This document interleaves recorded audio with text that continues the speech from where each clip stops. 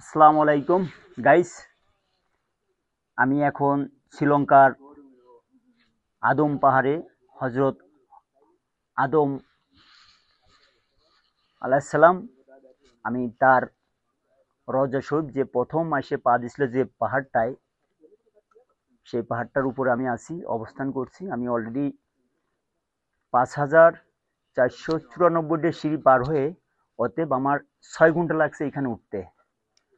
এটা আপনি অনেক দুরূহ ব্যাপার, এখানে আসা অনেক দুরূহ ব্যাপার। আপনার 100%, আপনার শতকরা ১০০ জনের ৮০ জন মানুষ অর্ধেক আসে, অর্ধেক নেমে চলে যায়। আর 20% মানুষ এইখানে এনজয় উঠতে পারে, যাদের মনে বল, যাদের আমি আমি উঠতে পারছি এই কারণে আমার নবীর প্রতি আমার আত্মবিশ্বাস আছে যে আমি নবীর পাঠ আমি দেখবো। আসলে সৌভাগ্যর ব্যাপার, এটা এখানে আসা অনেক সৌভাগ্যর ব্যাপার। হয়তো আমার মতো গরিব মানুষ এখানে আসতে পারছি, এটাকে আমি অনেক ধন্য মনে করি। বিশেষ করে এই জায়গাটা বছরে 6 মাস বন্ধ থাকে, 6 মাস খোলা থাকে।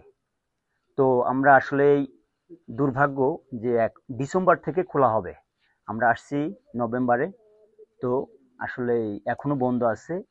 1 তারিখ থেকে খোলা হবে, ডিসেম্বরের 1 তারিখ থেকে। আসলে আসছি যেহেতু, আবার কবে আসি কি আসি না, ভাগ্যে আর জোটে কি জোটে না, এই জন্য আসছি। তারপরেও চলে আসছি, অনেক কষ্ট করে আসছি।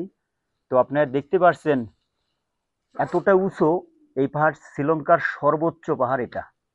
এই হজরত আদম আলাইসাল্লাম পা দিছিলেন সর্বোচ্চ উচ্চ পাহাড়ে। ওনার একটি পায়ের ছাপ আছে, আপনারা একটু দেখাইতে চাই। আপনারা দেখলে বুঝতে পারবেন আসলে বিষয়টা কি। আসলে আপনারা আসেন, দেখেন।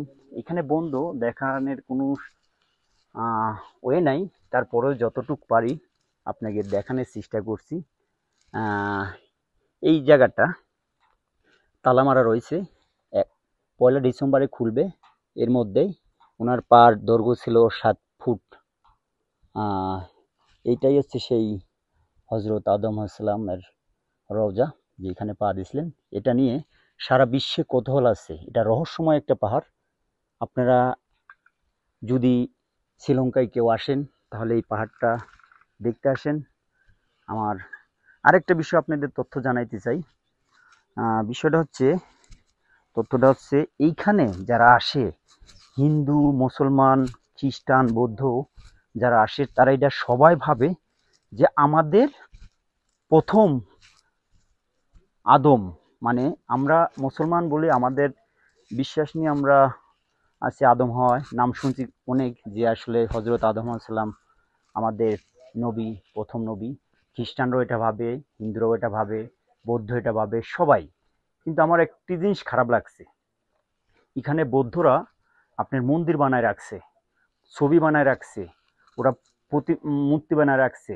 এখানে আমি বুঝি না আসলে কি বলবো। যাই হোক, যার যার ধর্ম তার তার কাছে বড়। আমি আমার ধর্মকে বড় মনে করি, আমার নবীকে মনে করি। আমি এখানে আসছি, আমি আমার নবীর রোজায় একটা সালাম দিছি। তো গাইস, আসলে আপনাদেরকে বলবো আমার ধর্ম, আমি মুসলমানকে ভালোবাসি, আমি মুসলমান। তাই সবাইকে আমি বলি, সৎ পথে থাকেন, ভালো থাকেন, সুস্থ থাকেন। আপনাদের সবার জন্য দোয়া করি। আল্লাহ হাফেজ।